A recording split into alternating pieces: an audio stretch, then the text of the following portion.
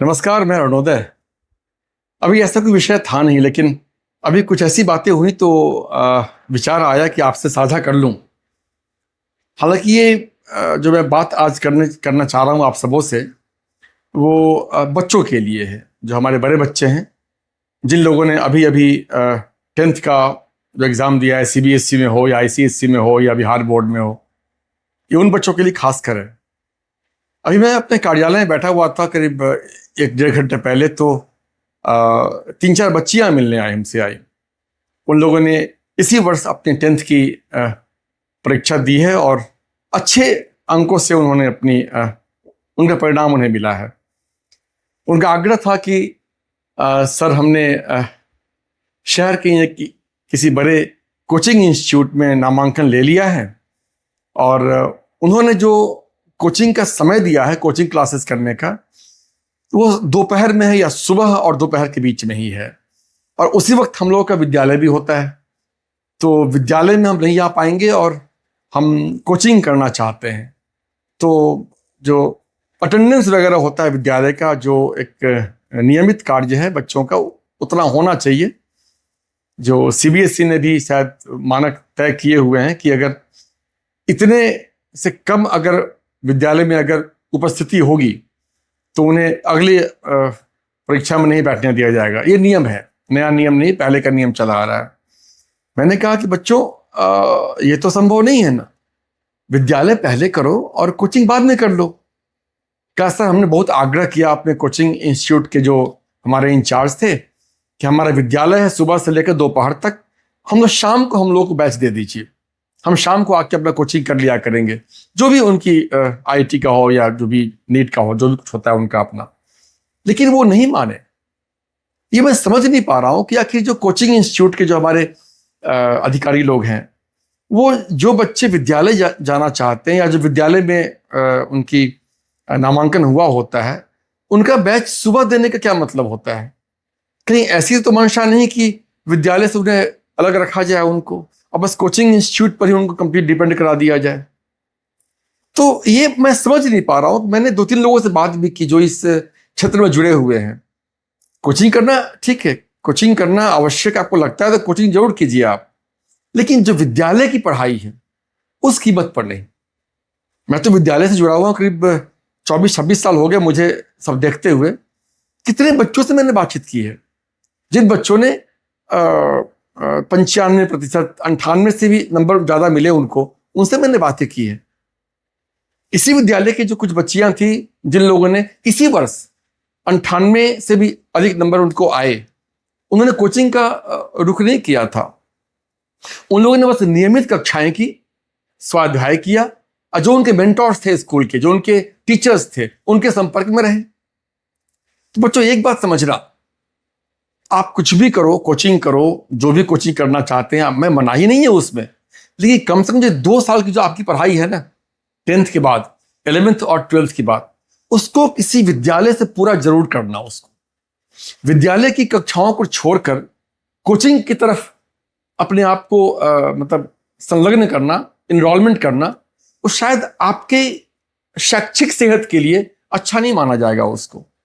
ये हो सकता है कि अगर आपको प्रतियोगी परीक्षाओं में काफी अच्छे अंक मिल जाए, आपको आपका वहां पर सिलेक्शन हो जाए, रैंकिंग आपकी अच्छी हो जाए, लेकिन अगर सीबीएसई या आईसीएसई के परीक्षाओं में आपका अगर बोर्ड एग्जामिनेशन में अगर आपके अंक कम आते हैं, तो आप किसी पता कर लेना, किसी अच्छे इंस्टीट्यूट में आपका नामांकन नहीं हो पाएगा। यह आवश्यक है कि सीबीएसई आईसीएसई की जो परीक्षाएं होती हैं 12th क्लास की, उसमें भी आपको अच्छे अंकों से उत्तीर्णता लानी पड़ेगी, तब जाकर आपका नामांकन किसी अच्छे इंस्टीट्यूट या कॉलेज में आपका हो सकता है। तो इस मानसिकता से निकलने की आप सबको आवश्यकता है। जो एक बाजारीकरण हो गया है वो शिक्षा का, मैं खिलाफ हूं इसके। मैंने कितनी दफे कहा है, गत सप्ताह भी मैं जब दिल्ली में था तो वहां भी एक विद्यालय के सेमिनार में मुझे बुलाया गया था। यही बातें वहां भी हो रही थी। वहां भी करीब 600-700 अभिभावक थे वहां पर। उनके बच्चों ने इसी वर्ष 10th क्लास से उत्तीर्णता प्राप्त की थी, पास किया था उन लोगों ने। यही सवाल था कि कोचिंग या स्कूल, एक बात समझना, स्कूल का कोई भी, तुम्हारे विद्यालय का कोई भी पर्याय नहीं है, कोई ऑप्शन नहीं है, कोई अल्टरनेट नहीं है।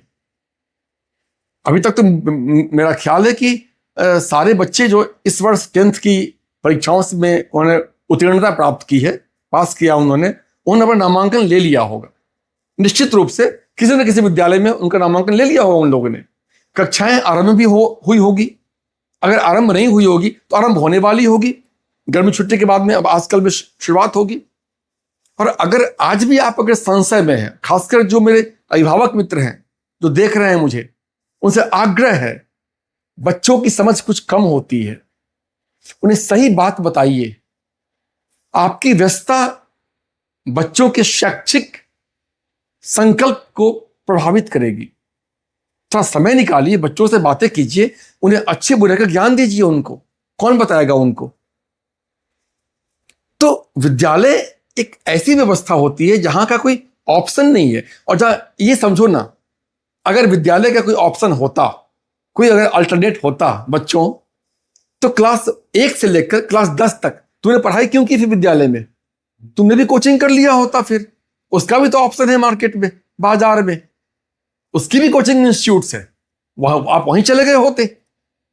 जब क्लास 1 से लेकर 10 तक तुमने अपनी पढ़ाई की विद्यालय के हिसाब से नियमित रूप से, तो 2 साल के लिए अपने जीवन और अपने कैरियर, जो तुम्हारा कैरियर है, खिलवाड़ मत करो उसको। वैसे विद्यालय में नामांकन लो जहां तुम्हारी कक्षाएं नियमित हो, तुम रोज विद्यालय जाओ, रोज। जैसे यहां बच्चों ने कहा, जो सर कम से कम वीक में 1 दिन हमको ऑफ मिलना चाहिए स्वाध्याय के लिए। ठीक है, शनिवार को तुम ऑफ ले लो, लेकिन मंडे से फ्राइडे तक तुम्हारी कक्षाएं नियमित होनी चाहिए। ये तुम्हारे जीवन के लिए बहुत महत्वपूर्ण है। और अगर कोचिंग करने की बहुत ही इच्छा है, मैं मना नहीं करता, मैं रोकता हूं। विद्यालय के बाद घर जाओ, अपने पिता से बात करो, जो तुम्हारे अभिभावक है उनसे बात करो, और वैसे कोचिंग इंस्टीट्यूट में जाके नामांकन लो अपना, जिनका जो क्या कहेंगे, जो इनका प्रचार तंत्र बहुत मजबूत हो। वहां मत जाओ, शहर भरा पड़ा है बड़े बड़े होर्डिंग से या फ्लेक्स से, उससे कुछ फर्क नहीं पड़ता। उनका परिणाम कैसा रहा है, वहां से जो बच्चे पढ़कर पास किए हैं, जिन लोगों का सिलेक्शन हुआ हो मेडिकल में, इंजीनियरिंग में, जो भी कुछ होता है, उनसे बातें करो और उस आधार पर जाकर नामांकन लो। प्रचार से कुछ आपका भला नहीं होने वाला है। तो बच्चों, मैं कहना चाहता हूं कि कम से कम 2 साल की पढ़ाई जरूर करो नियमित रूप से। उसके बाद जो भी करना है, जीवन तुम्हारे हाथ में है। और एक बात और याद रखना, 12वीं के बाद, 12th के बाद में तुम्हें फिर मौका भी नहीं मिलेगा स्कूल में आने जाने का। फिर तुम्हारा कॉलेज शुरू हो जाएगा। तो स्कूली जीवन जितना हाथ में है, शेष है, बचा हुआ है, उसका तो आनंद लो कम से कम, अपने दोस्तों के साथ, मित्रों के साथ, अपने टीचर्स के साथ में। अच्छा, मैंने देखा है, मैंने उन बच्चों को समझाया है, और बच्चे उन्होंने आज ही नामांकन ले लिया कि नहीं सर, हम यहीं पढ़ेंगे। हमने उनसे बोल दिया है कि अगर बैच मिलेगा हमें तो शाम का बैच दे दीजिए हमको, कोई बात नहीं। मैंने भी आग्रह कर दिया है बच्चों की ओर से उस कोचिंग इंस्टीट्यूट के जो अधिकारी थे, कि बच्चों ने अगर नामांकन ले लिया है, फीस जमा कर दिया है, उन्हें सुबह की का जो सेशन है उससे हटा के, बैच से हटाकर शाम के बैच में डाल दिया जाए, तो बड़ी कृपा आपकी होगी। और उन्हें मेरी बात मानी है, थैंक यू सो मच। बच्चों, ख्याल रखो इन बातों का। 2 साल बहुत महत्वपूर्ण है तुम्हारे लिए। इसमें किसी तरीके के प्रलोभन में या क्या कहेंगे उसको, बाजार की जो मानसिकता होती है उसमें उलझो मत। 2 साल की तुम्हारी मेहनत तुम्हारे जीवन को नया रूप देगी, नए संकल्प से भरेगी। विश्वास रखना बेटा इस बात के लिए। नमस्कार।